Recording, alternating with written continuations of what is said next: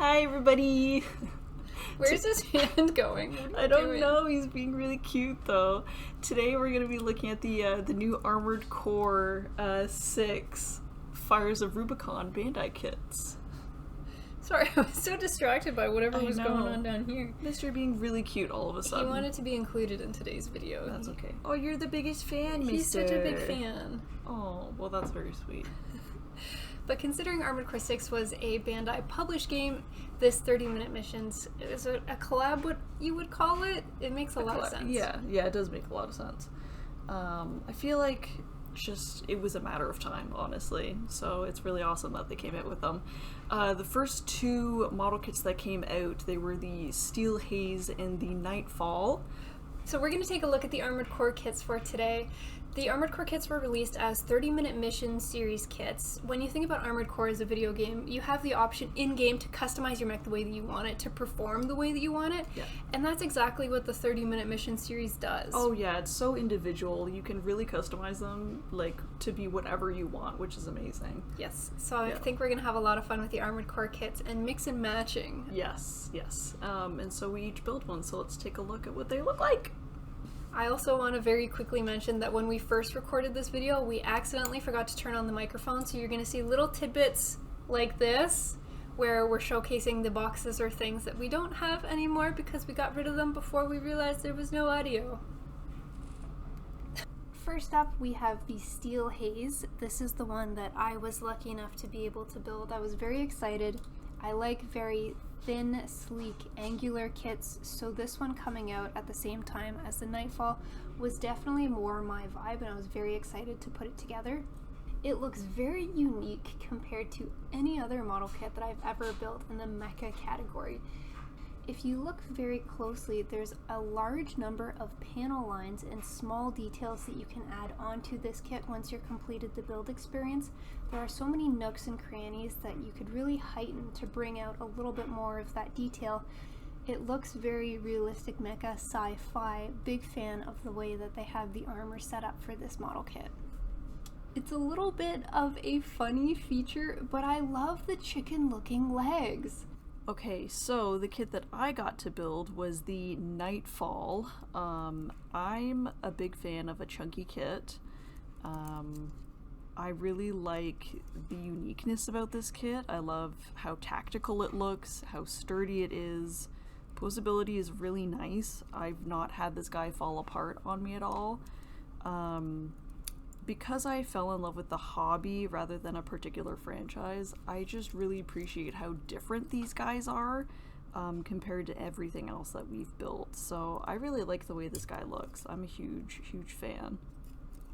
So the kits themselves do come with sticker sheets, but they are the tiniest little sticker sheets that you could imagine. Unlike your Gunpla, they don't come with weapon decals or facial decals. These are the emblems. Mm-hmm. So I've got the wolf emblem and you've got the raven emblem. I've got the raven. My kit has a lot of surface area to work with to put. You could probably fit all of these emblems and stickers onto the kit somewhere. Yeah. I have no idea where you're gonna fit yours on. As much as I love the emblems and I would love to see one or two on him, where are they going? He's so angular, he's so skinny, itty bitty. Yeah. And there's so much detail and panel lines that are on him, I have no clue. Yes, if you were looking to panel line, you would most definitely end up covering your panel lines with these stickers. I think the only possibility is like a high thigh opportunity. Yeah. A cute little thigh tattoo, or like up here on his cannon. Yeah.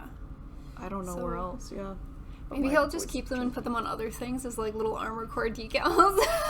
Use them as stickers instead. You could, yeah, why not? At the same time that these kits released, they also released an optional weapons set. So unfortunately that's part of the no audio. That's gonna go over here. Sorry gang.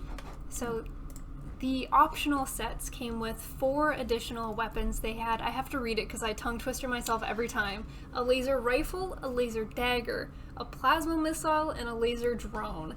And for some reason, I keep just saying the names of Halo weapons when I try to say the names of these 4, maybe and it's because we have Arbiter on the brain. I can't do it. But yeah, I totally agree. So final opinions, what was the build experience like for you? You were a fan of the visuals. Yes. So, talked about how I do like the look of this kit. I talked briefly about it. I am a fan of chunkier kits, But the build experience for me... I was waiting for it, but... While the outside of it looks kind of chunky, and like the pieces are going to be bigger, the inner frame, I guess you could say, for this kit... You're getting attacked. I know. Are you okay? He's so pokey. He's very angular and pokey. Be careful, he's sharp. I'm gonna hold it like this. The build experience for me for this guy, I was not a huge fan of. But, again, I love 30-minute mission kits. I'm a huge fan of them. They're some of my favorite things to build. So this, being a 30-minute mission, I was going in with the expectation it would be similar. Yes. It is not nearly even close to being a similar build experience. Peanut is a very beginner, amateur, entry-level builder. So when she thinks 30-minute missions, she thinks, okay, beginner, amateur, friendly. Yeah. You're used to it. It I'm has like, a certain way. Spinatios, Spinatias. I love the new the Knights, the new fantasy line. I love the Sisters. I love my multiple legs, which I have multiples of. Like, those build experience are so easy for me to grasp, I guess. This, I got super confused reading the instructions, but again, not much of a builder. I don't have a builder brain. Yeah, she tried to give up many a time building this kit, and I think you were genuinely going to just walk away at one point. I did, yeah. I didn't think she was going to make it through. I think I did maybe... I built the actual kit, and then I'm pretty sure you built the weapons for me. Oh yeah, she was not about to finish I was the like, weapons. okay... I did my part. I'm done. I did it. I can say I did it. I'm done. Yeah. For me, it reminded me more of what I could expect with an HG grade Gunpla kit in terms of the build experience. Everything did fit together very nicely, but because it's structurally very different from 30-minute missions and different from Gunpla, it doesn't build the same way, and you kind of have to follow it very closely step by step to see where things go, see how things fit together. So, final thoughts: visually stunning. Look on the display case, stunning. I do like it visually a lot. If you're into panel lining and decaling, like, this is gonna take you so long. There's so many little pieces, nooks and crannies that you can get into with this. If you like the customization, the optional parts sets, the ability to kit bash it with other things in the 30-minute mission line, amazing. Our only piece of feedback is just don't go into the build expecting it to be the same as a 30-minute mission. Yes, it is. Prepare for an HG level of build. It is its own completely different thing. But I do like it. There's more coming out. You gonna build more? No, I will not. Thank you so much for asking. And shout out and thank you so much to plamo, the official Bandai distributor in Canada, for sponsoring this video. Thank you. And thank you to Robot for sending us these. And thank you, Robot. Yes, thank you so much. Anyways, yeah, I do like it. I like it a lot. But she wouldn't do it again. But I would never do it again.